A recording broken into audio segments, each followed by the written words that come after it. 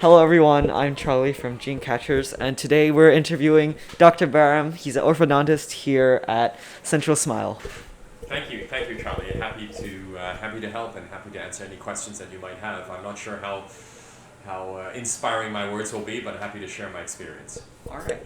So first, can you give us like a bit of a introduction about yourself? So tell us a bit about who you are and what you do here. Sure. So my name is Derek Baram. I was born and brought up in Hong Kong. My father is English and my mother is Chinese.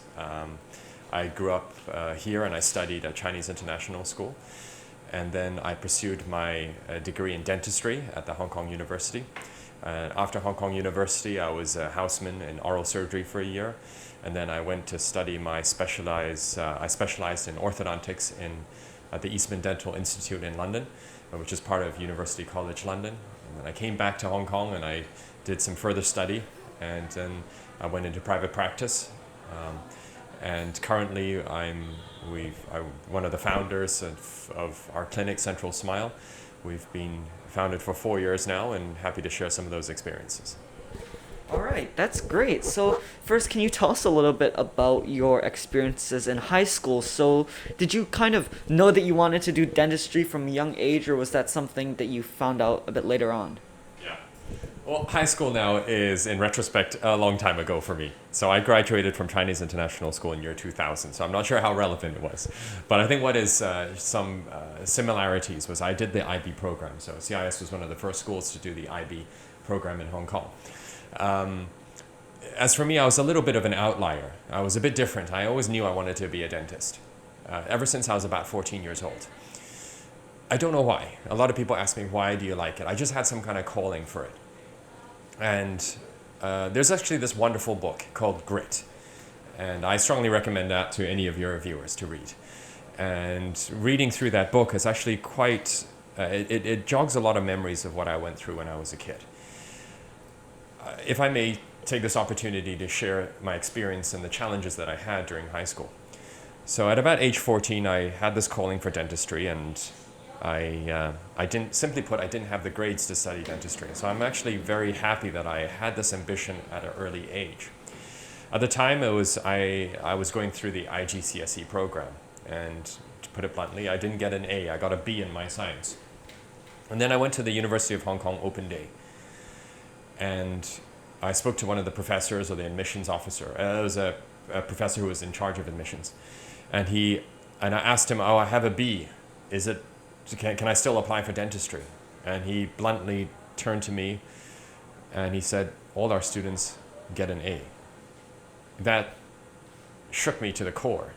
In that one sentence he said, that was almost my whole dreams, my whole ambitions of becoming a dentist seemed to be shattered just like that.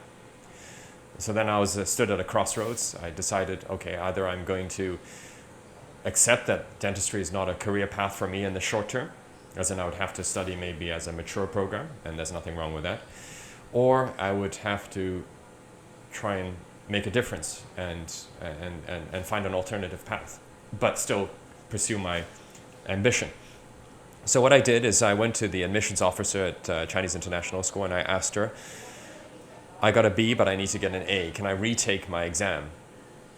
And at the time she says, nobody's ever done that before, Derek. I said, well, can I be the first to do that? Because I need to get an A.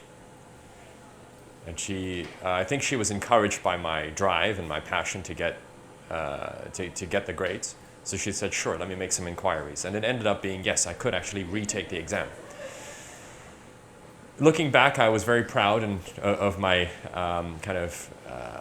my courage in doing so, because looking back at such a young age, I think it's not such a big deal, but back then it was a big deal to be in the same exam room as everybody else, but everybody else was wearing school uniform, and I was the only one who was wearing non-school uniform, because as a senior, you don't have to wear school uniform.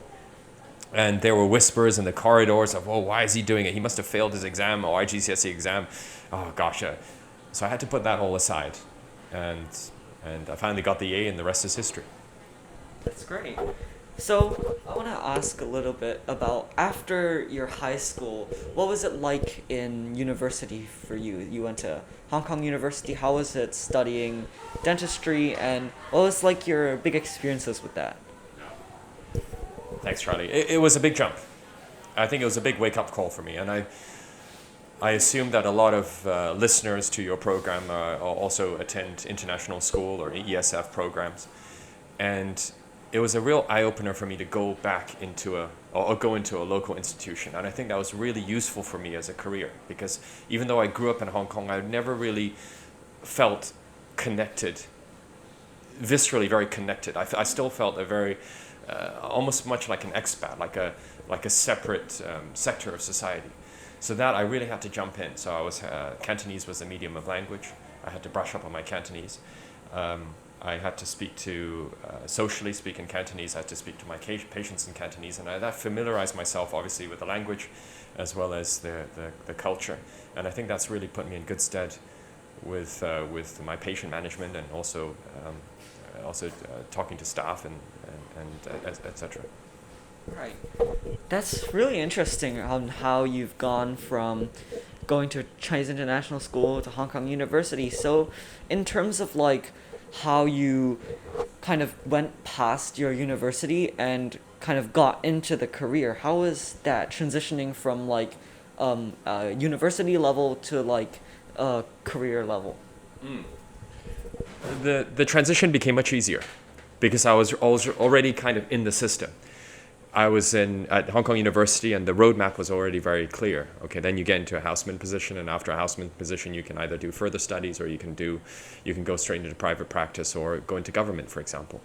So that was an easier transition. I imagine that would have been much harder if I studied abroad, dentistry abroad, and then tried to come back in, because I would have to take the license exam. But many people in our profession have done that, and I think that's a big hurdle for many people.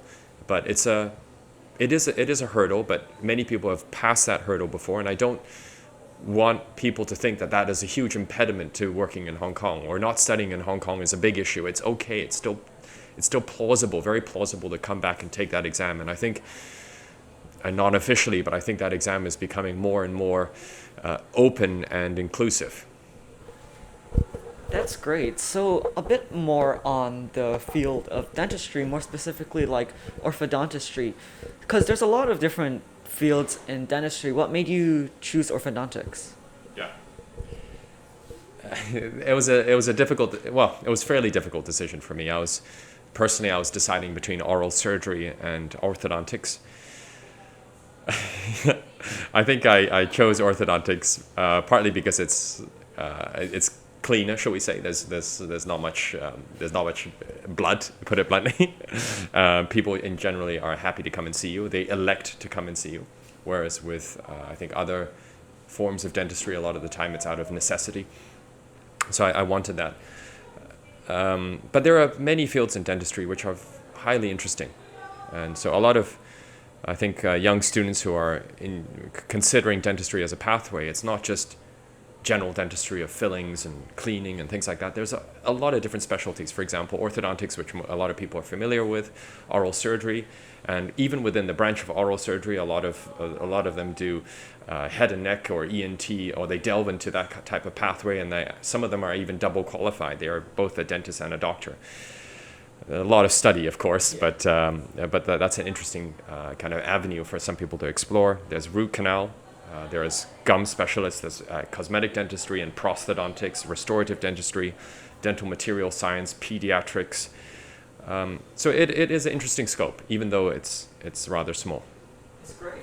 Yeah, it's a very interesting field. There's so many different opportunities to take. So if you could have done something differently throughout any part of your path, whether it's high school or in university, what would that have been? Yeah, that's a tough question. You often hear people say, "I have no regrets." You know, in hindsight and in retrospect, I have no regrets. I don't have any regrets, and some of the challenges kind of define who you are and make you better in what you pursue to become. So the challenges that one face, even though they may have been hurdles, they may have slowed me down, or they may have made me do a change in career path or anything. They are still hurdles and challenges that we become stronger for it. So I try and take a positive attitude and embrace those challenges and those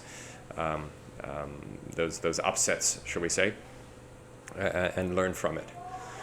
I think Djokovic said something about it's a privilege. It's a privilege to suffer. I wouldn't go to that extreme. I'm certainly not Djokovic myself. I don't have his tenacity. But I think it's sometimes we should look for it. We shouldn't fear those challenges, but we should actually embrace it. Embrace that they are there, and that makes us stronger and makes us develop to who we are, and that sets us apart from who we were before. But to answer your question, I'm sorry, I diverged. When I was in high school, I wish I worked harder. Simply put, I wish I was more focused and more efficient with my time. I was more of a procrastinator, and I think a lot of teens in general are. It's just in our nature to procrastinate because there's so much going on at the same time. But if I was more efficient in my time management, for example, if I slept more, if I did that essay a little bit earlier in time, then I would have gotten better grades, shall we say, or I would have even more options for me to choose. So number one is, I think, time management, efficiency. I think and also I would have worked harder. From a personal level, I wish I studied more in music. I did a lot of sports when I was a kid, and that has put me in good stead of now, and I'm still a quite active sportsman, but I wish I pursued more on music. And as a parent myself, we try and give an all-rounded perspective to our kids, and I would encourage the same. I think it's a tough decision between pursuing a general diversity of extracurricular activities and some who are extremely focused. There's no right or wrong answer. I think whatever suits that person.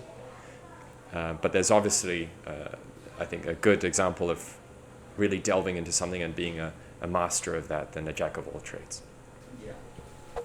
I personally agree with that. So for the viewers out there, like the students, I want to ask about what kind of, even though you had a little bit of, like, you wanted to improve your time management, for the last year when you retook the IGCSE, you got an A, which is really good, and it must have been really difficult. So do you have any kind of tips for students who are trying to study and excel?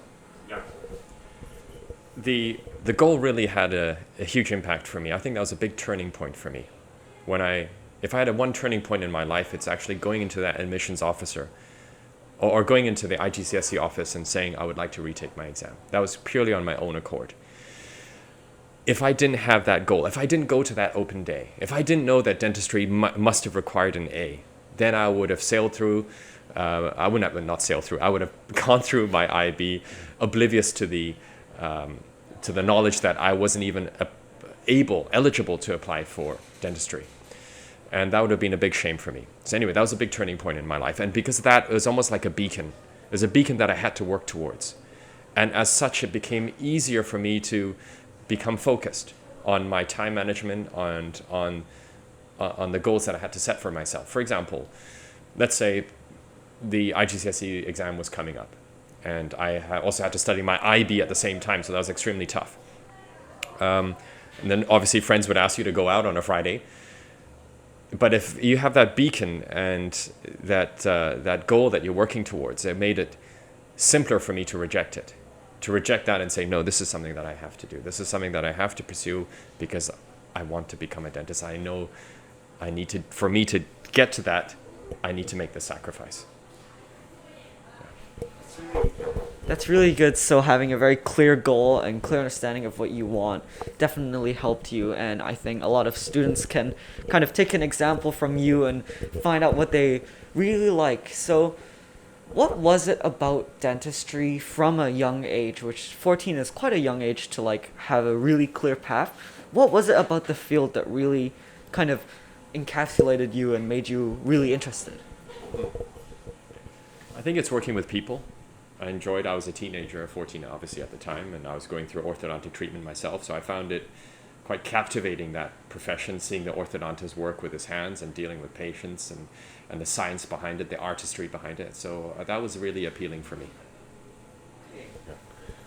So, having me come here for the past year, I've noticed a lot that you're a really positive and really charismatic person, and that's something I really admire, that you're so positive in it, like, despite challenges. And as you say, having like a really positive outlook on life has been really important for you. So, what's your perception about that? Like, how do you always stay positive and kind of better yourself personality wise?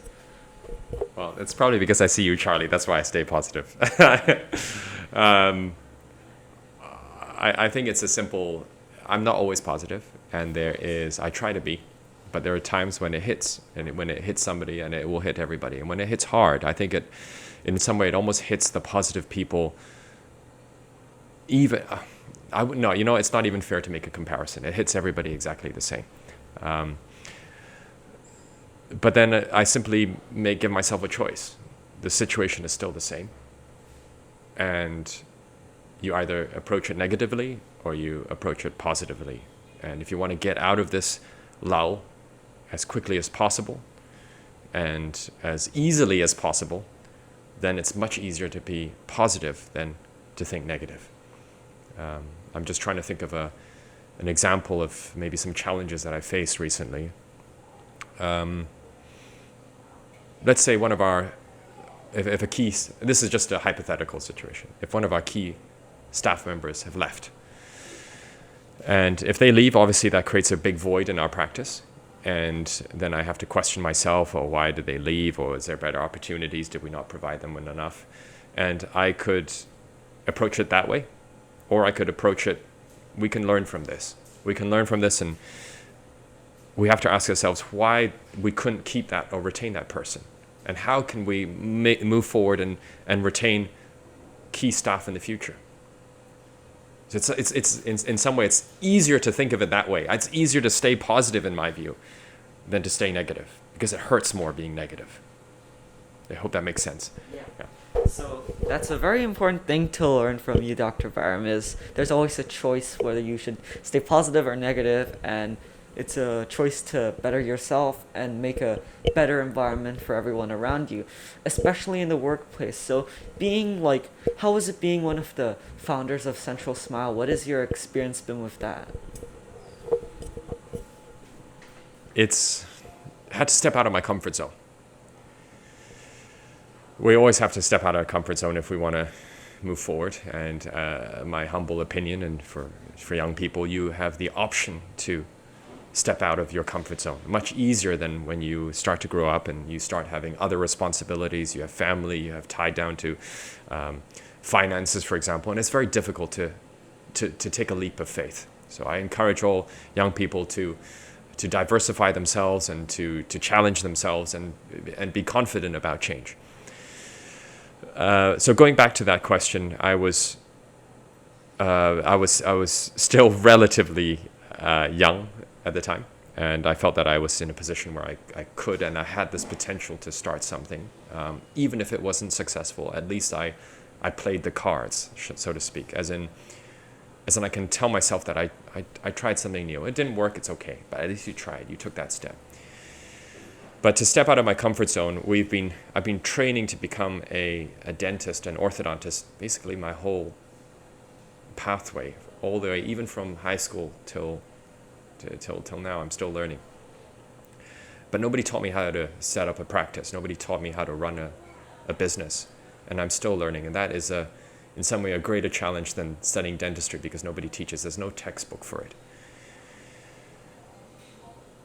And I have to call upon, for me anyway, I try and get inspiration from things outside. Especially if you want to try and think outside the box. If you want to do something which hasn't been done before, or just is something that you want to do differently, then you have to find inspiration somewhere. And where I might get that inspiration from is, the easiest one is what other people are doing outside, or what other businesses are doing. Even as far-reaching as, say, for example, Amazon, and how they approach staff, or Google, and how you can work from home, and they're more liberal in terms of staff movements and empowering staff. to the smallest detail of a rubbish collector. Like I was taking the lift down, I think it was about 8 in the evening, and then I said to the rubbish collector, "Are you still working?" And he said, "Yeah, I am still working. What else am I going to do?" I know it's the smallest thing, but then I thought, there's no reason that I should be complaining about working hard when somebody is in such conditions and they're just putting their head down and doing it. So inspiration comes from all different walks of life, and it's out there. It's just see how that might change you in the way that you want it to change you. That's really insightful, like adapting to the situation, because it's never gonna stay the same for you. The world's always changing. So on that note, I want to ask, what do you think the future of your industry and your field in dentistry is? How do you think the future or the field will look in maybe 10 or 20 years? If I may split that into two different questions. Sure. The first question is dentistry as a whole, as a profession, and then dentistry within Hong Kong. So I think dentistry is an interesting time at the moment where, like every industry, it's going digital. So a lot of the responsibility or the measurement or the planning is done robotically, whether it be artificial intelligence or a dentist working with computers, or, for example, I'll give you an example. Braces. So braces are positioned manually by the orthodontist or the dentist, placing the braces ideally roughly in the middle of the tooth. So the accuracy is based on that. With the future digital planning model, it is planned by computers with the help of the dentist, where we get to see the final result, and then we position the braces very accurately using robotically planned positions. And then we have these plastic stents that help us position it the way it should be positioned. Or crowns. It doesn't have to be orthodontics. For example, crowns. Often people don't take impressions anymore. Those gooey, gunky impressions, they do a digital scan of their teeth, and it can be done even in the same day. So instead of being completely handmade, it is then milled or drilled from something that looks like a Lego block, and this machine then spins it, drills it out into a crown that actually fits the patient tooth. And that can be done within a day. So dentistry within in Hong Kong, I think it's also, I'm optimistic about it, but we have a lot of challenges as well. I'm optimistic because I feel we're well positioned. We have a very strong faculty of dentistry. We have fantastic dentists, and I truly mean that, who are driven by the pursuit of providing the best clinical treatments for our patients. But the challenge is that I think we're going to get a lot of competition from outside. This is just purely a personal opinion. For example, when eventually the borders open up and people or larger conglomerates, dental companies are coming into Hong Kong, they will maybe take away, or it will certainly change. There'll be a paradigm shift in how we approach the clinic. For example, the small dental practice, I think we'll find it challenging in the future, because big companies will come in or they'll set up their own, and the kind of boutique or the personal service will probably go missing. Yeah. All right. So, being an orthodontist as well as kind of the founder of Central Smile, it must be very stressful and it must be a lot of work for you. So, how do you kind of balance your time and maintain like positivity as well as like good well-being, like balancing between yourself and your work as well as your family and downtime? And that's a couple questions put into one, so split out however you want. That is the biggest challenge. That's the biggest challenge for me in terms of balancing my time. Everybody seems to want and deserve my time. Whether it's patient care, there's almost no such thing as spending too long on a case. So you could spend hours, 10 hours, 20 hours on a single case, and nobody would fault you for that because you're putting your heart and soul into it. But then what happens with the other patient? Do you give them 10, 20 hours? Do you give third patient 10, 20 hours? Then you don't have any hours left in the day for anybody else but your patient. So you have to work efficiently that way. So from a clinical point of view, you must be efficient but at the same time give the quality of service and care that the patients deserve. So that's number one. Number two is on the management side. I smile because it's always a struggle. I have so many hats to put on, and it's impossible for me at present to put on hats equally. But what I try and do is we try and build a very good team around us. And we're fortunate that we do have a very good team. So say, for example, a lot of onus is on the practice manager, on our consultant, and on the other directors as well to build the practice and run it smoothly. And finally, from a family point of view,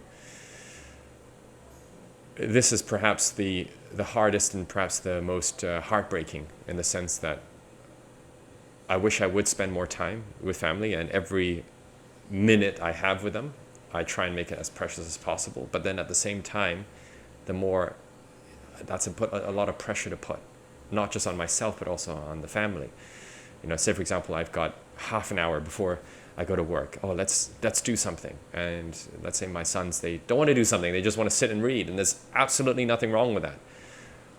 Then I shouldn't be putting any pressure. It's just something that I just have to just kind of, I wouldn't say let go, just let it run. Yeah, it always maintains the challenge. Yeah, definitely. So thank you so much for sharing today. And is there anything else you would like to say to the students or like to share about yourself? I think to be honest, I don't envy being a teenager or being a high school student at the moment. I think it's extremely tough on you guys. The expectations are exceedingly high. You just have to look at the admissions requirements for different university programs to understand how things have changed. So I don't envy. I try and I empathize with what you guys are going through. I'd like to maybe just say one final thing is there's going to be challenges. We all face challenges, and there's going to be upsets. There's going to be times when you doubt yourself. We always do. And there's going to be times where you feel that you have failed. But you have your whole life ahead of you. There's no, I know you probably guys are, you've, you know, let's say you're only 14 years experience. And maybe only half of that time you probably don't even remember. So somebody who's, say, 14 years old only has 7 years of understanding life experience. And you have so much impact and stress put upon you. I just implore and try and hope that you guys don't put too much stress on yourselves and look beyond that. You have your whole life set ahead of you, and there's always opportunities. It's just whether you take it and whether you choose to go for it. I hope that helps. That's very wise and very good advice. So remember to not let the challenges kind of overcome you, and you can overcome the challenges. So thank you so much for your time today. Your sharing is really valuable, and I really appreciate everything you thought.